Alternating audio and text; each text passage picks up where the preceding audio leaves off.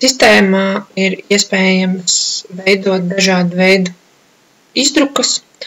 kā viens no populārākajām ir tātad, ja mēs paņemam podziņu vietas, ja, šeit ir dažādas arī izdrukas. Vispopulārākā ir rakstēto vietu saraksts, ja, tātad šeit norādot konkrēti sākuma datumu, beigu datumu, viņš pa konkrētu laika periodu sagatavo sarakstu, ja nenorādīsim datumu, tad viņš sagatavos par visu kapsētu konkrētu tādu atskaiti. Tātad šeit, ko mēs redzam sarakstos, tātad ir kapvietu numurs, kad uzsāk taktēšana, kad viņa beigsies pirmreizējā vai atkārtotā,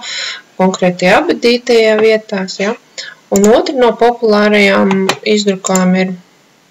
podziņas abadītie, tas ir informatīvais saraksts, tieši tāpat kā iepriekš, varam norādīt konkrētu laika periodu, no kura līdz kuram, izvēlēties kādu izdrukas veidu mums vajag, tātad vai nu PDF vai Excel,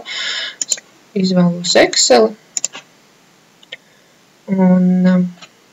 viņš mums sagatavo izdruku, ja, kurā tad mēs redzam abadīto vārdu uzvārdu, dzimšanas, miršanas datumus, un, ja ir norādīt gan dzimšanas, gan miršanas datumu, tad viņš automātiski arī izrēķina konkrētā mirušā vecumu.